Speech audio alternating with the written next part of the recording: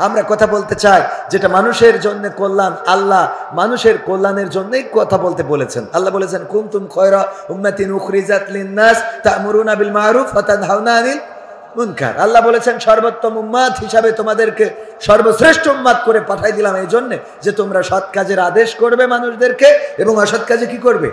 বাধা প্রদান করবে, মানুষের কল্যাণে কাজ করবে। তো মানুষের কল্যাণ যেটাই হবে, একজন যদি আগুনে হাত দেয় হাত পুড়ে যাবে, ঠিক না ঠিক? তো তাকে কি আমরা আগুনে হাত দিতে দেব? চোখের সামনে পারবো এটা?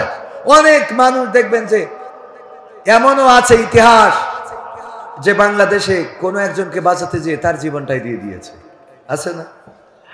কোনো একজনকে ট্রেনের নিচেই পড়ছিল, ট্রাকের নিচেই পড়ে যাচ্ছিল, এমন সময় যে তাকে উদ্ধার করতে যেয়ে নিজের জীবনটাই চলে গেছে। এরকম ঘটেছে না? অনেক ঘটনা পেপার পত্রিকা যারা নিয়মিত পড়েন তারা দেখবেন। তার মানে মানুষের কল্যাণে মানুষ জীবন দিতেও কার্পণ্য বোধ করবে না। আর এই জীবন যারা দেয় মানুষের কল্যাণের জন্য তারাই শহীদ হয়, তারাই সাক্ষী হয়, তারা বিনা হিসাবে জান্নাতের বাসিন্দা হয়ে যায়। বলেন সুবহানাল্লাহ।